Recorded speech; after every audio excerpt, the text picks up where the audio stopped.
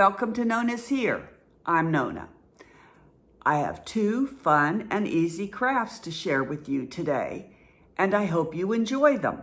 If you do, please be sure and give me a thumbs up like, and if you've subscribed, thank you so much. Welcome to all my new subscribers. I know I've gotten some new ones lately, and I really appreciate you subscribing. And of course, thank you to my old subscribers. I appreciate you too. Don't forget to hit that bell and the word all so you'll be notified every time I post a new video. And that's really important right now because I hope to join some other crafters who are doing collaborations and open invites. On Friday, March 3rd, I hope to join Wood DIY.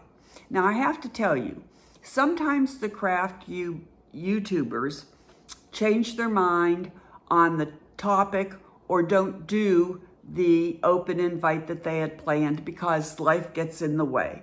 They all have lives outside of YouTube.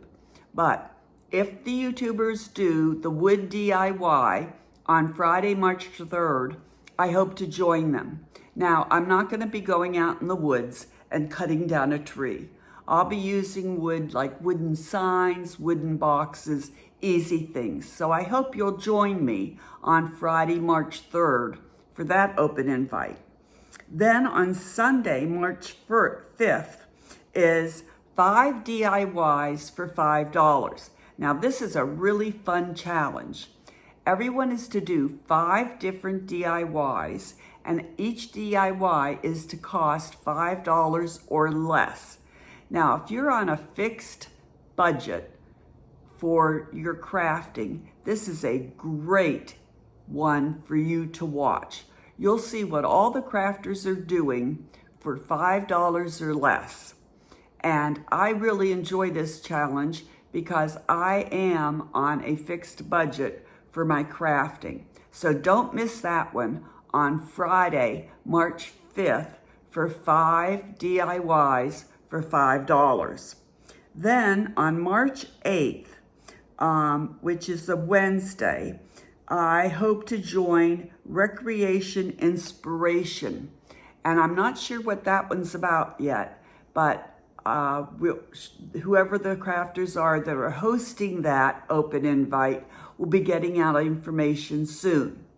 Then finally, on Thursday, March 9th, one of the crafters or a couple of the crafters are hosting a Hello Spring challenge. And I'm really looking forward to that one to see what all the other crafters are doing for their spring crafting. So you won't want to miss those different crafting open invites, challenges, collaborations. And one way you can be sure not to miss them is to subscribe, hit the bell, and the word all so you're notified every time one of my videos show up. Okay, enough chatting. Let's get over to my craft table so I can show you what I've done this week with my 2 fun and easy craft projects. I hope to see you again very soon at Nona's Here. DIY number 1. For this one, I'm using one of those plastic cutting boards from Dollar Tree, and I've masked off the sides because I want to spray paint the middle. So the first thing I'm doing is using my sanding block because it's very textured. So I'm hoping that the spray paint will take will cover everything. And then I'm going to use some alcohol to clean off the cutting board to make sure all the dust is off of it. I'm not sure you really have to do this, but I did it. So then I'm going to take the spray paint that I got at Walmart that is supposed to adhere to plastic. And I took it outside because we live in a condo, and I spray painted it. But as you'll see in a minute, the masking tape really did not adhere real tight to the edges, and it seeped to the edges. See there? So then I decided, okay, I'd take my chalk paint and paint the entire front of the cutting board. So I did that. I painted the entire front of the cutting board, and I used the masking tape to tape off the top so that I'd have a nice sharp line. So I painted the whole front of the cutting board, and I like the chalk paint because you can get nice, clean, straight lines. So I did that, and then I took my Cricut and I cut "Bless This House," and and two little yellow hearts.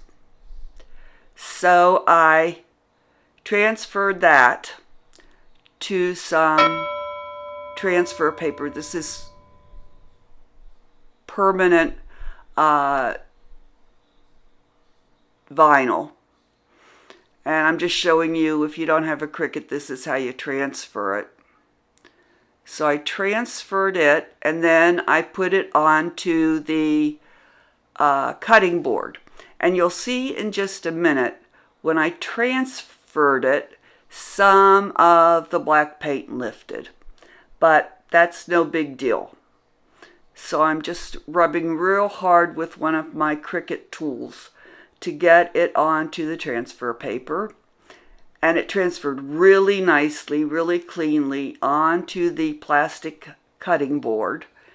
And so did the little yellow hearts. And there it is. And there you see where some of the black paint lifted. Now this transfer paper that I use is wonderful. I got it online. And it's reusable over and over again, so I save every little piece. So I had to go back with my chalk paint and touch up the places that were the paint lifted. That was no big deal.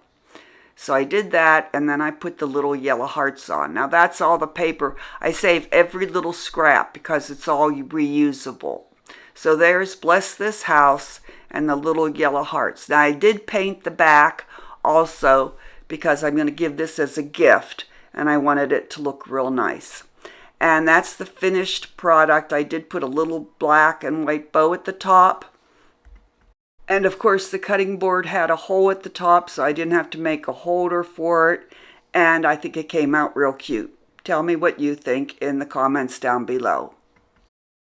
Alrighty, on to DIY number 2.